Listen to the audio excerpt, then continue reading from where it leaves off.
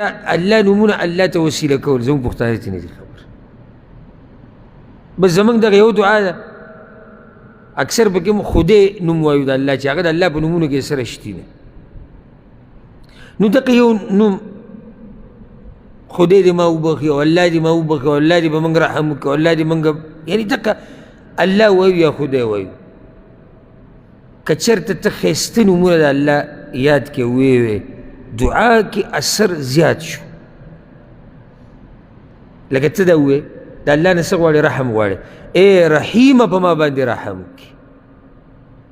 ای کریمه په ما باندې کرم وکړي ای رزاق ذاته زما رزق پراخه کړي. څومره مزه یې وکړه د الله ښایسته نوم دې واخیستو الله ته دې وسیله کړو.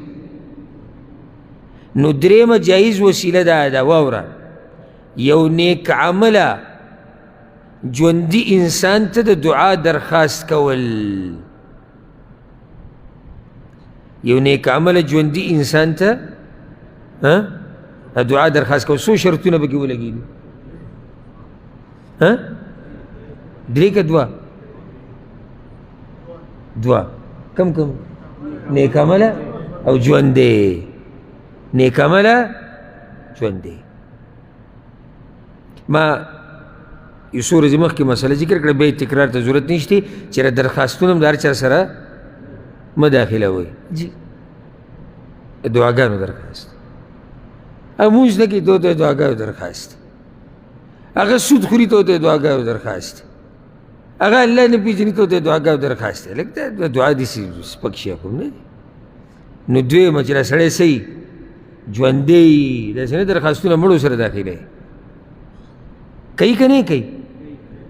کوم ځای کې کوي باباګانو سره درګاهونو دربارونو کې بابا صاحب مړ دی اوس درخواست داخلي صحیح ده منو بابا صاحب دینداره سړی خو دینداره خو مړ دی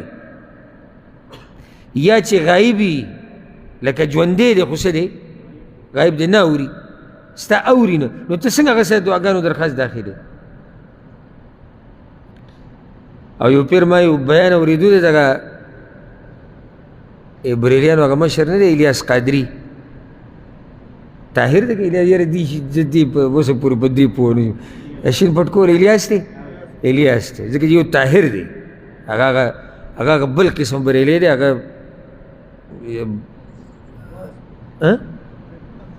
او هغه لږ ایډوانس دی دا خبره صحیح ده. او دا موږ سره چې ملکي دی نو دی هغه بریلیانو هغه نوم یې شرمولی دی په حقیقت کې غریب سره علم نشته په خپله یې ویلي دي په خپله دا زموږ د ملک حال دی ښه په خپله ته انټرویو اخیسته وي تاسو دې فیلډ ته څنګه راغلی نه هغه وایي ما به لارې کوڅې یعنې یو زه ډېر غریب هلک وم ما به د برش مرش و لارې کوڅې وما جارو کول وایي بس د هغه ځینې الله وایي دې ستره یعنې علم یې نه دی کړی هغه ته ویلی کېږي پاکستان کې امام اهل سنت. عجیبه دا د زموږ ملک ته ګوره او حالاتو ته او خلکو ته چې په لکاو خلک داسې سړي ته ناست دي چې هغه علم نه دی کړی او چې چا علم کړی او د قرآن او حدیث په رڼا کې مسله بیان کوي د نوي مسلې بیان کړي هغه ته چا یو ورځ دا ووایي سوال جواب هغه سوالات او جوابات هم کوي وی جی دی بعضو خلکو ته شیطانی وسوسې راځي شیطانی حق ته شیطانی وسوسې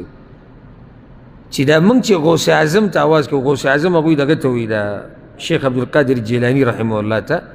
پښتانه ورته لوی ځوان وایي موږ چې دی لوی ځوان ته دا چغې وو لوی ځوان خو عراق کې دی نو کله شیطانی وسوسې راشي چې دا لوی ځوان ته زموږ د آواز څنګه رسي دا شیطانی وسوسه ده. نو هغه وایي د دې خو ډېر ښایسته جواب دی افریقه کې وایي ستا یو ملګری دی ګوره افریقې یاده کړه د افریقې کې دا جاخې ډېرې دوی اکثر افریقې ته ځي وایي افریقه کې ستا یو خپل یو ملګری دی او تا ورته ټلیفون وکړو ستا خبرې واوري که نه اوري کسان چې کوم ناست هغه ټول واوري نو وایي ستا دا ټکنالوژي ولې زما د غوث اعظم نه زوروره داسې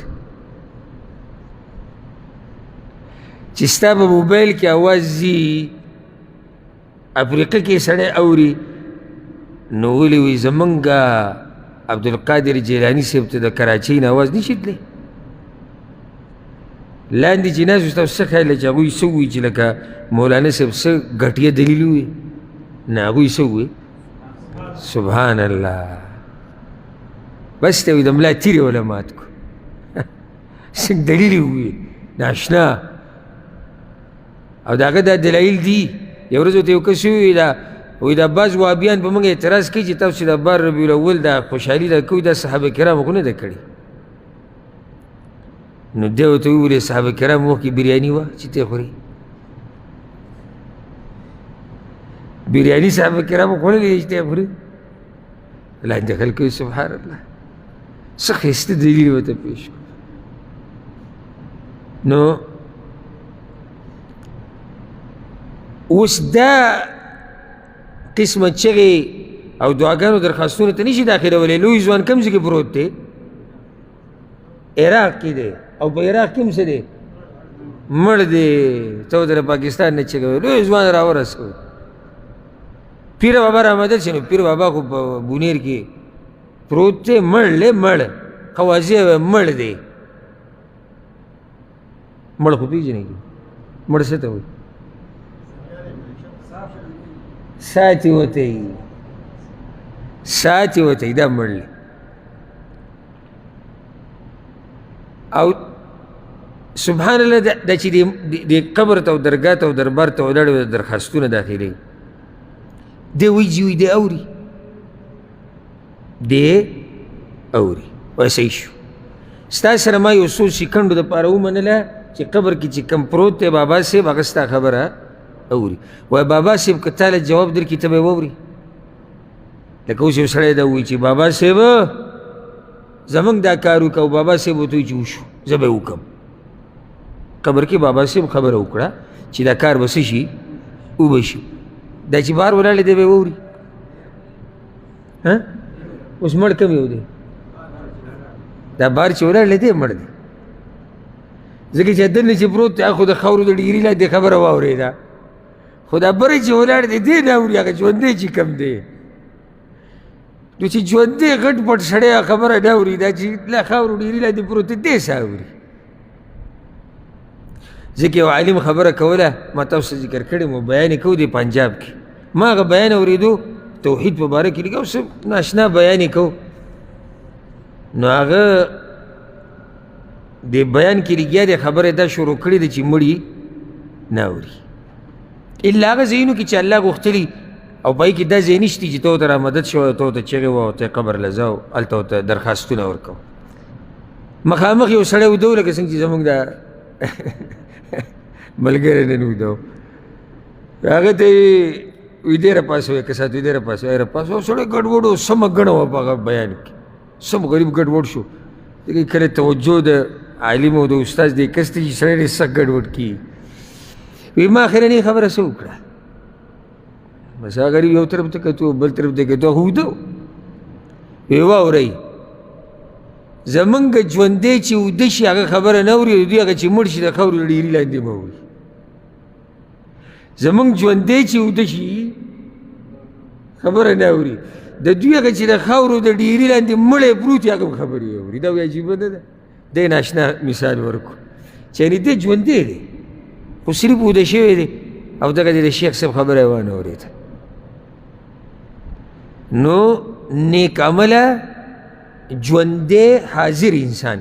زه هم که چېرته ما ورسره په دې کتاب کې د حاضر ټکی لګولی نو ډېره مزه به یې کړی که نه تاسو څه وایئ سبا لږ تاسو هم به دا کتاب وایئ پکې وایره زموږ استاد دې کې خطا شوی دی حاضر یې لګولی وی په کار دا و چې حاضر لګېدلی وی یو نیک عمله ژوندی حاضر انسان